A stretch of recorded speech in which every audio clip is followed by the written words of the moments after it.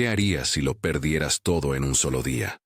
La pregunta no es retórica, es la puerta por la que vamos a entrar en una historia que no busca consolar con respuestas fáciles, sino abrirnos al asombro de lo divino.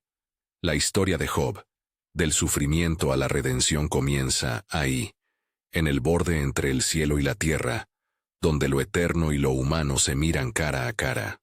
En la bóveda celeste, más allá de cuanto los ojos pueden ver, se abrió un lugar de reunión.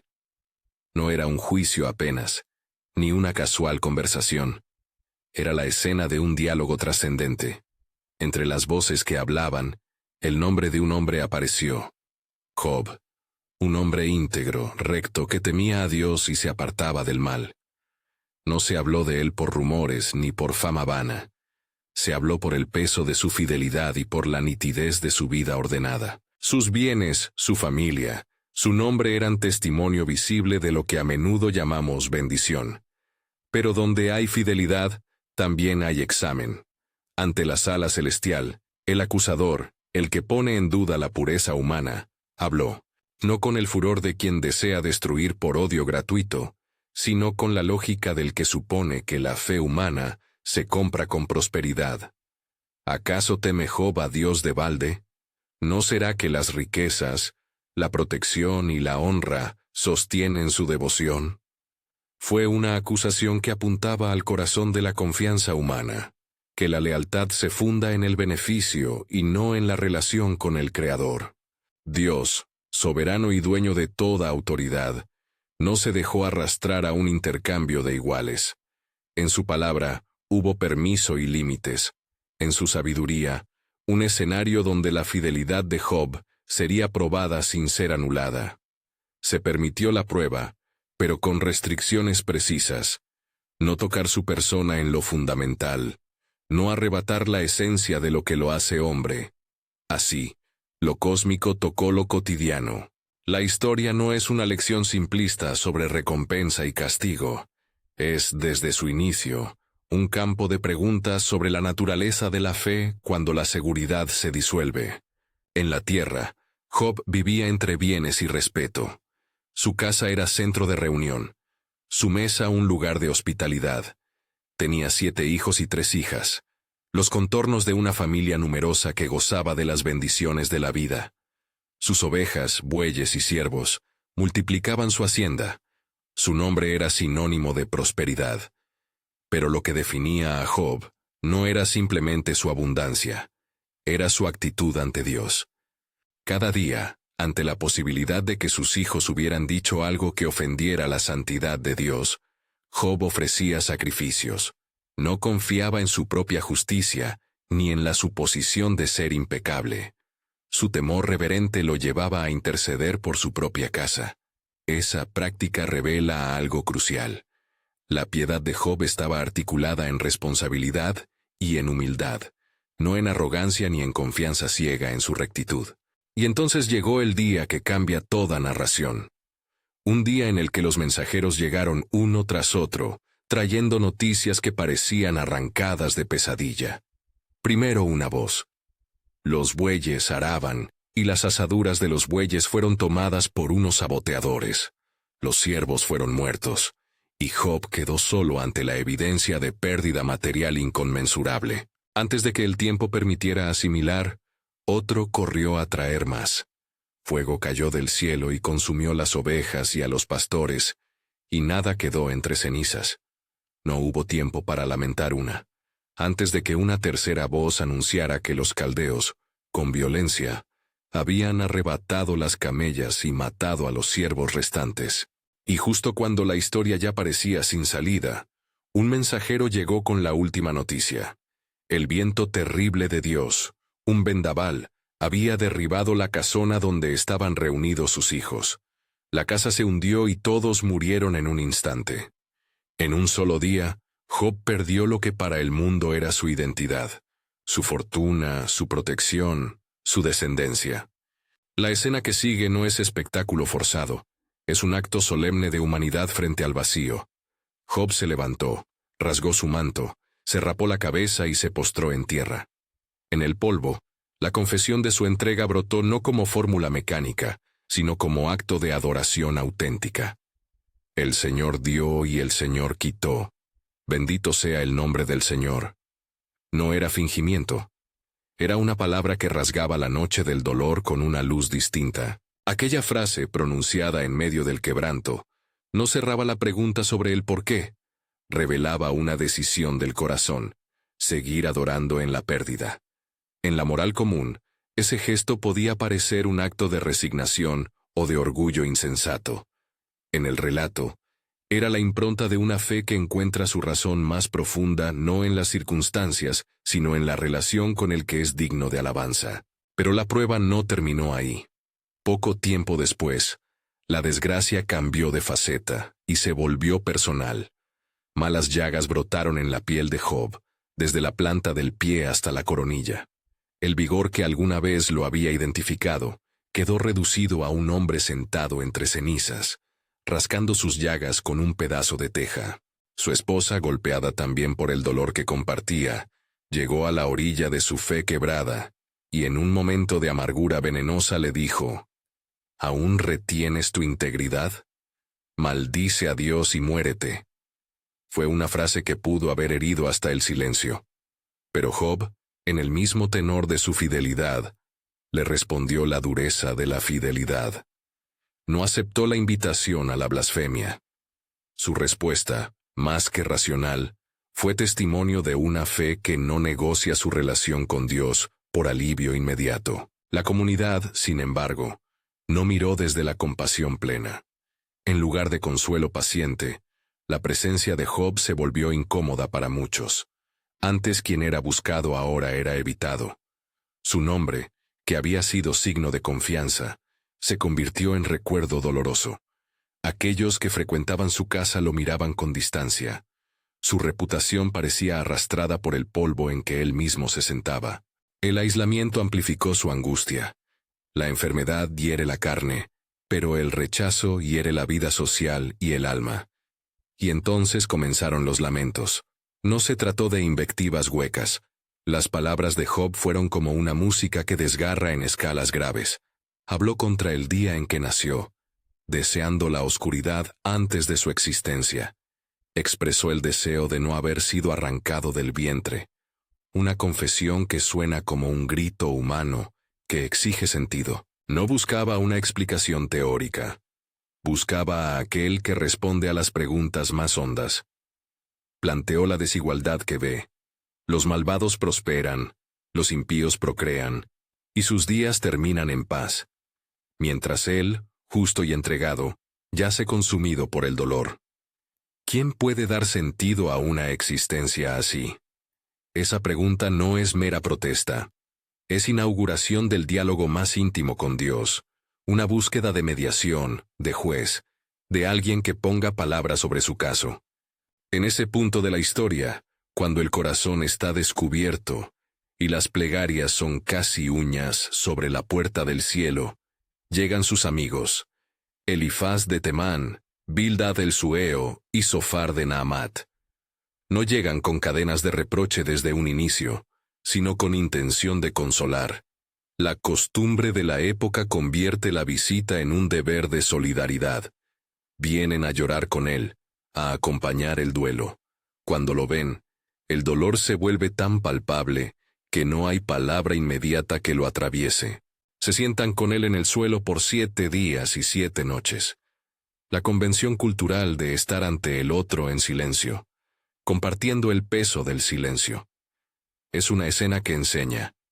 El primer consuelo a veces es la presencia muda, la compañía que no pide explicación. Pero ese silencio con el tiempo deja lugar al discurso. Y cuando la voz se alza, lo habitual del consuelo deja ver su verdad. Las palabras que brotan de la tradición teológica de aquellos tiempos sostienen una premisa simple y contundente. Dios es justo, y por tanto el sufrimiento es, casi siempre, consecuencia directa del pecado. Esa teología retributiva, que conecta de forma casi mecánica conducta y resultado, ofrece consuelo por su aparente orden moral, pero cae en peligro de simplificar lo misterioso del dolor humano. Elifaz abre la serie de discursos con un tono que mezcla reverencia y sospecha. Habla desde la propia experiencia, recuerda visiones, sueños, advertencias que una vez recibió. Su mensaje, por cortejo de argumentación, coloca a Job en el lugar del reproche. Sugiere que en la vida hay caminos que atraen la corrección de Dios, que la aflicción, en muchos casos, es un llamado a la autoexaminación. Sus palabras no son insulto directo, sino la expresión de una verdad religiosa aplicada con demasiada prontitud. Si hay dolor, hay culpa. Elifaz invita a Job a confesarse, a humillarse, a buscar el perdón. Y lo dice con pena, con el deseo de ver restaurada la vida del amigo.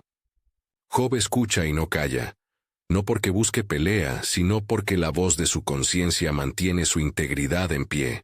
Responde con vigor: ¿cómo acusarme de iniquidad cuando mi vida y mis actos han sido públicos, cuando mis manos no han escondido la verdad? Sus defensas no son autojustificadoras vanas, son la queja de quien duele y sabe de su propia rectitud. En su respuesta, Job no expone únicamente argumentos lógicos, expresa la hondura de su desamparo, reclama una audiencia justa, anhela que le sea permitido hablar cara a cara con Dios o con un mediador, que ponga en términos humanos la balanza entre lo que parece y lo que es. No rechaza la idea de que Dios pueda corregir. Rechaza que su dolor se reduzca a una acusación moral simplista. Bildad entra después con menos circunloquios, más directo. Su voz tiene el eco de la tradición que fija doctrinas. La casa del malvado será asolada, el justo perdurará. Para Bildad, la historia humana es legible como si fuera libro abierto. Las consecuencias son naturales y lo que se siembra se cosecha. Zofar, más duro aún, sugiere que tal vez hay secretos en Job que aún no han sido confesados. Su tono raya en la exhortación áspera, la invitación a admitir la culpa como vía de salida. Los tres, con matices diversos, convergen en el mismo punto. El sufrimiento se explica si se encuentra la falta. Las respuestas de Job, entonces, se vuelven más intensas. No se defiende con orgullo, sino con una mezcla de indignación y tristeza que despliega interrogantes que no encajan en la lógica retributiva. Expresa que su vida ha sido limpia a la vista y que su corazón no guarda escondrijos principales. Pide mediador. Anhela que alguien intervenga entre él y Dios. Es una petición que mira hacia la justicia real, no a la de la simple reacción humana. El diálogo entre ellos no es un monólogo académico. Es el corazón del relato que nos fuerza a confrontar la tentación de etiquetar el dolor ajeno con nuestras certezas. En esos intercambios se asoman también las limitaciones humanas. Los amigos, aunque bien intencionados, hablan desde presupuestos que no capturan la complejidad de la relación entre lo creado y su creador. Job, por su parte, sufre la soledad de quien busca una respuesta que no llega. Siente que las palabras de consuelo, cuando se convierten en juicio, aumentan la herida en vez de curarla. Es una lección relevante. Muchas veces las respuestas que damos a los afligidos reflejan nuestras categorías teológicas más que la compasión que debería acompañarlas. Sin embargo, la historia no se queda en la dialéctica estéril. Hay momentos en que Job se desarma y permite que la honestidad de su falta de respuesta se despliegue. No afirma conocer la mente divina, pero reclama que la relación con Dios no puede convertirse en un algoritmo espiritual. Habla de noches en vela, de preguntas que no se atreven a salir de la garganta, de la sensación de que el mundo ha perdido su orden. Sus palabras son crudas, a veces casi verbales llagas que muestran que la fe puede ser, a la vez, roca y pregunta. Mientras estos discursos se suceden, la figura de Job se va haciendo más humana. No el arquetipo inamovible, sino un hombre que pivota entre la confianza y el asombro, entre la fidelidad y el colérico reclamo. No es un ejemplo a imitar mecánicamente, es un espejo donde el oyente puede ver reflejadas sus propias dudas, y en esa identificación reside la fuerza del relato. No ofrece fórmulas. Plantea una experiencia de profundidad que requiere conversación seria, no respuestas apresuradas. En medio del diálogo, la tensión crece. Las palabras de los amigos, aunque bien intencionadas, van erosionando la paciencia de Job. Él rechaza ser reducido a una explicación sencilla. Reclama que no se le trate como a un caso clínico, ni como una desviación moral. Exige que su persona sea tomada en cuenta con todo su historial, con su fidelidad probada y con su vulnerabilidad real. Sus preguntas vuelven a ser centrales. ¿Por qué el justo padece? ¿Dónde está la equidad divina cuando la vida parece quebrada? En el trasfondo de este choque de voces late la gran incógnita que sostendrá el resto de la historia. ¿Cómo responde Dios a la acusación cósmica y a la incomprensión humana? ¿Se trata de un ajuste legal o de un encuentro que trasciende las categorías humanas? La narrativa, fiel a su orden, no apresura la aparición divina. Permite que la escena humana despliegue sus limitaciones para que, cuando llegue la voz desde el torbellino, el contraste sea inevitable. Por ahora, en este borde donde la historia oscila entre la pérdida irreparable y la fidelidad que no se rinde, se abren varios caminos posibles. La obstinación de los amigos en su teología retributiva, la perseverancia de Job en buscar una audiencia definitiva, la pregunta profunda en el corazón del oyente que se siente interpelado. La tensión queda suspendida, como si el tiempo se contuviera, esperando una voz que no sea humana. Mientras tanto, las brasas del sufrimiento siguen humeando, y la figura de Job permanece sentada en ceniza, preguntando a un cielo que parece, por ahora, en silencio. El silencio que siguió a las voces humanas no fue vacío, se llenó de pesadez. Cada palabra que los amigos pronunciaban dejaba una huella, y Job, con la piel marcada y el alma abierta, devolvía palabra por palabra, no para vencer en un debate, sino porque su corazón exigía ser oído. Sus súplicas se hicieron más desesperadas, y con cada frase dejaba ver que su integridad no era un letrero que se pudiera arrancar, ni una fachada a desmentir con acusaciones fáciles. No buscaba una excusa contra la verdad. Buscaba una audiencia que reconociera la complejidad del sufrimiento humano y la posibilidad de un derecho divino que no se agota en fórmulas humanas. Las intervenciones de Elifaz, Bildad y Zofar se endurecieron con el tiempo. Elifaz apeló a la experiencia y a la revelación interior. Habló de visiones que había tenido y de cómo la corrección solía preceder la restauración. Bildad, como heredero de la tradición, sostuvo que los caminos de los hombres son transparentes para Dios, y que, si Job hubiera buscado, habría encontrado una razón para su desgracia. Zofar, sin rodeos, sugirió que la magnitud del castigo correspondía a pecados ocultos que requerían confesión inmediata. Sus palabras, aunque pronunciadas con la convicción de quien quiere ver la justicia restablecida, sonaron en la boca de Job como cuchillas que abrían nuevas heridas. Job, sin embargo, no era terco por orgullo. Su insistencia en la inocencia era la insistencia de quien ha vivido delante de Dios y ha practicado la piedad cotidiana. No negaba la realidad del castigo divino cuando éste es justo, pero rehusaba que su dolor se entendiera exclusivamente por esa categoría. Sus respuestas mezclaban lamento y razonamiento, preguntas abiertas al cielo y reclamos por la posibilidad de un juicio que escuche. Clamaba por un mediador, por alguien que pudiera presentar su causa con conocimiento de causa. Si tan solo hubiera un testigo entre nosotros, parecía decir su voz, que pueda poner en la balanza lo visible y lo escondido. Mientras los discursos continuaban, la atmósfera se hizo densa. Las palabras de los amigos revelaban algo peligroso. Una teología práctica que, aplicada sin compasión, puede destruir a quien ya está herido. Predicar que todo sufrimiento es fruto de culpa es, en muchas ocasiones, la peor violencia contra el doliente. El relato no oculta la buena intención de esos hombres. No pretende caricaturizarlos. Muestra, más bien, cómo las mejores doctrinas pueden convertirse en instrumentos de inflexibilidad cuando carecen de humildad y empatía. Cuando parecía que la discusión no tendría fin, se abrió un espacio para una voz nueva. No fue una irrupción espectacular, surgió desde la consideración misma de que el silencio de los jóvenes puede ser tanto prudencia como demora. Apareció Eliú, el joven que había observado sin hablar hasta entonces. Su enojo no era por la juventud truncada ni por el orgullo de la edad, sino por dos motivos distintos. Por la defensa que Job hizo de sí mismo sin refrenar la crítica dirigida a Dios, y por la complacencia de los amigos que, sin pruebas, condenaron a su compañero. Eliú habló con fuego y con frescura.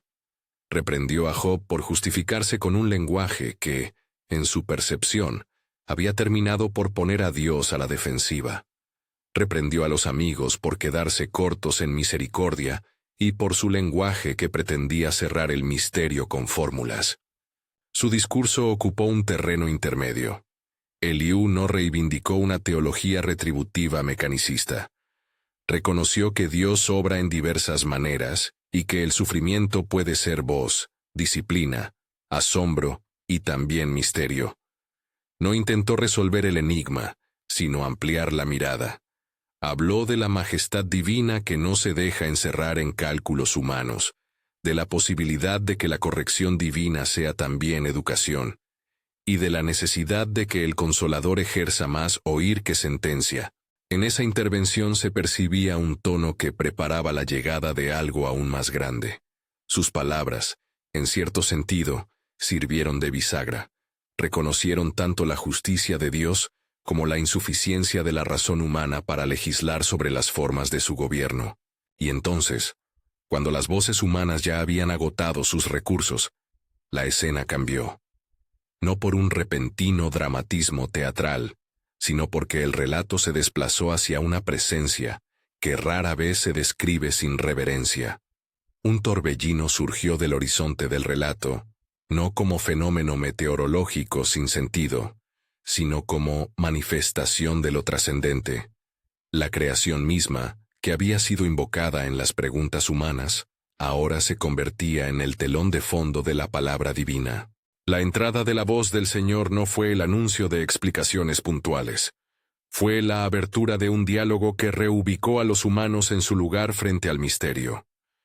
Cuando Dios habló, no ofreció una lista de causas ni una defensa de sus actos ante la acusación del acusador. En cambio, formuló preguntas que zarandeaban la confianza humana en su propio entendimiento.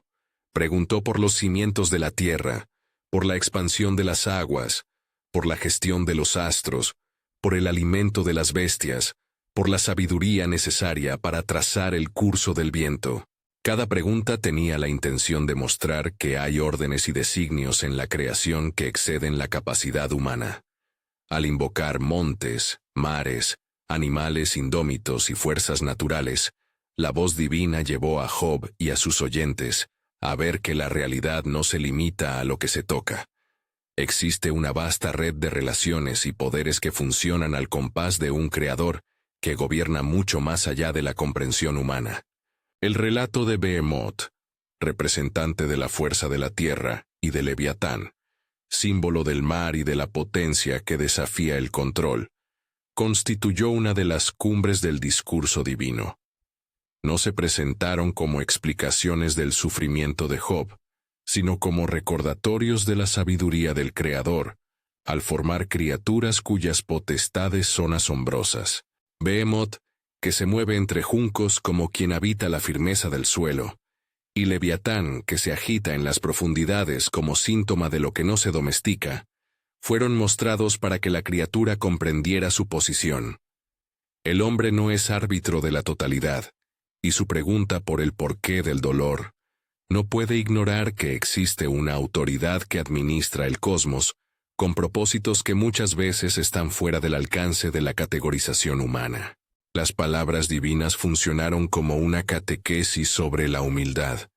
No hubo reproche moral directo dirigido a Job como necesariamente culpable.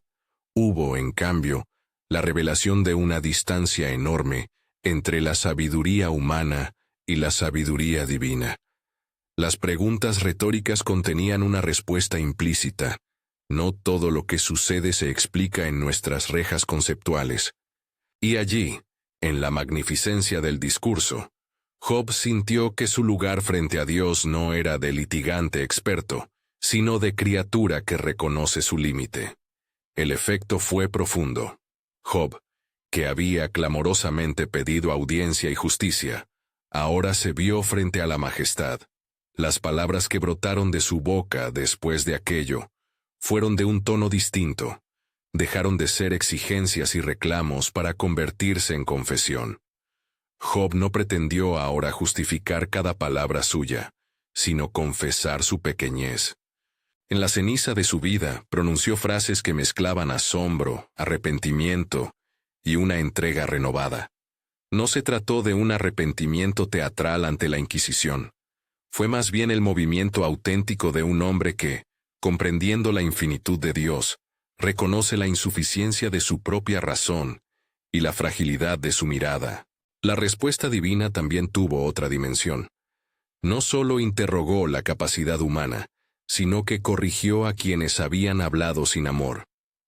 A Elifaz, Bildad y Zofar se les negó el privilegio de representar la verdad plena de Dios.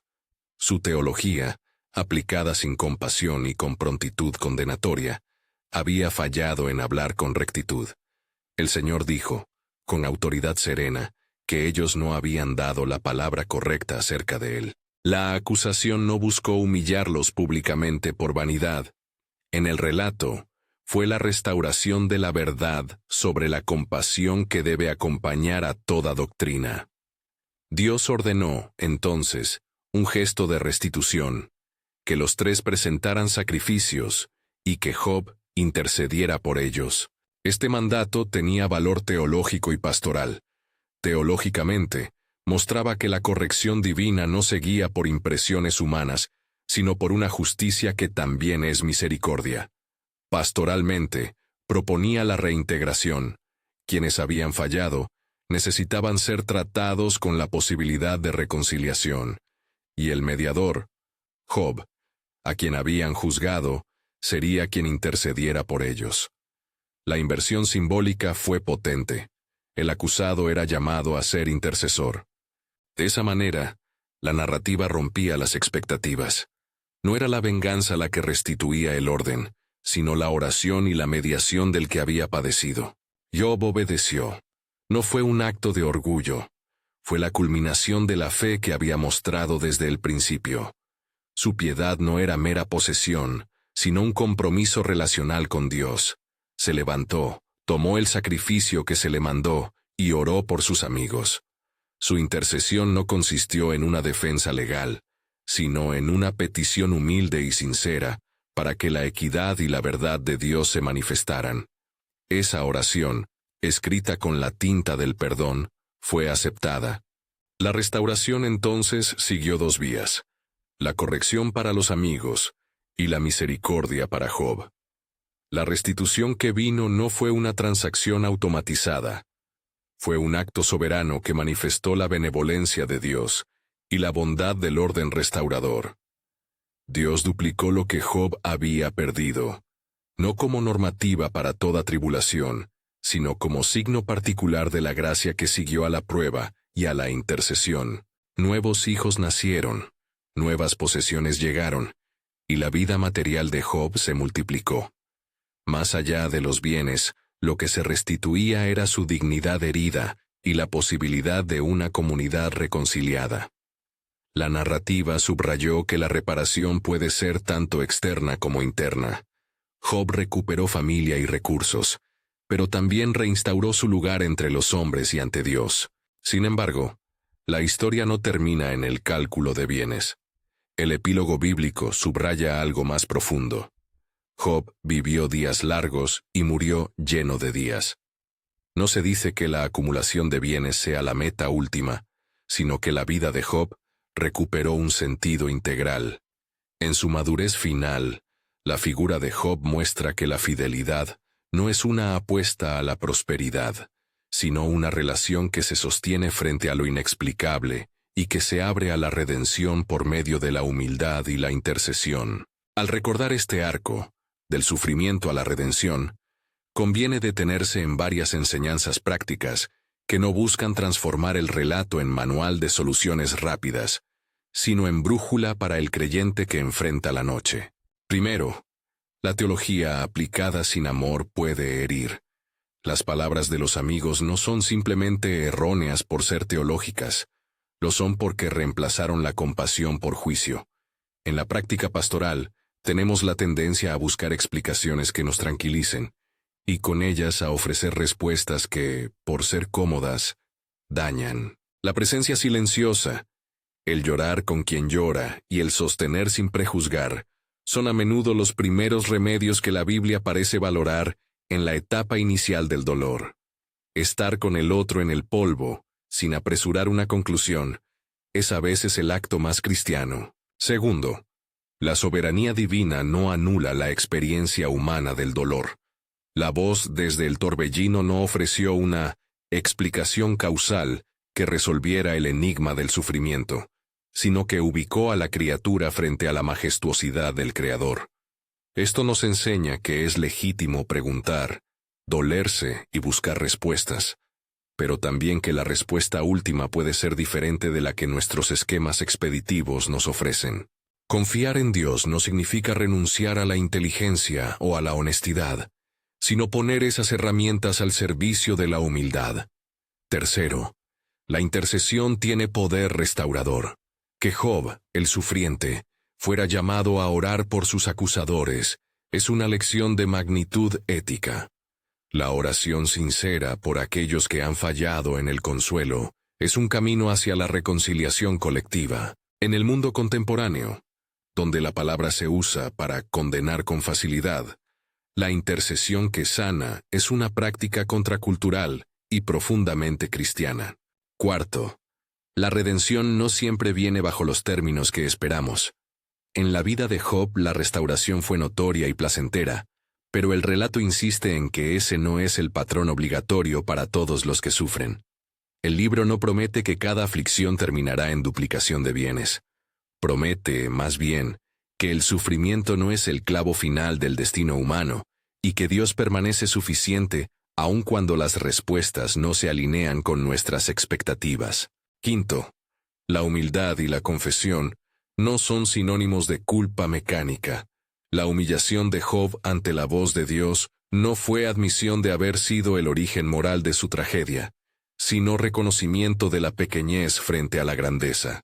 Hay una dignidad en confesar la ignorancia humana cuando se descubre la amplitud del designio divino. Al terminar de contemplar la historia, la invitación que queda para nosotros es doble. Por un lado, aprender a acompañar con manos que no acusan y con palabras que no juzgan precipitadamente. Por otro, aprender a sostener la fe en medio de lo incomprensible, sabiendo que la relación con Dios puede ser más profunda que las explicaciones que buscamos. Si esta narración te ha interpelado y deseas seguir profundizando en cómo enfrentar el sufrimiento desde una fe madura, quédate conectado con esta comunidad. Aquí buscamos salidas que no simplifiquen el misterio, sino que iluminen el camino práctico de la esperanza y la intercesión. Antes de cerrar, vuelvo al eje que dio título a esta pieza, la historia de Job. Del sufrimiento a la redención. No es una secuencia mecánica donde al dolor le sigue siempre la bonanza. Es más bien un mapa que nos muestra varias rutas. El dolor puede llevar a la desesperación, pero también a la búsqueda honesta. La teología puede ayudar o puede lastimar. La humildad abre la posibilidad del encuentro con Dios. La intercesión puede ser puente de reconciliación. Y la redención, cuando llega, restaura con integridad la vida de quien cree y persevera. Esa es la transición que el relato celebra. No una fórmula, sino una transformación del corazón y de la comunidad. Permíteme dejarte con una pregunta para que la compartas en los comentarios. ¿Qué parte de la historia de Job resonó más en ti y por qué? Tu experiencia puede ser luz para otros que hoy están sentados en la ceniza.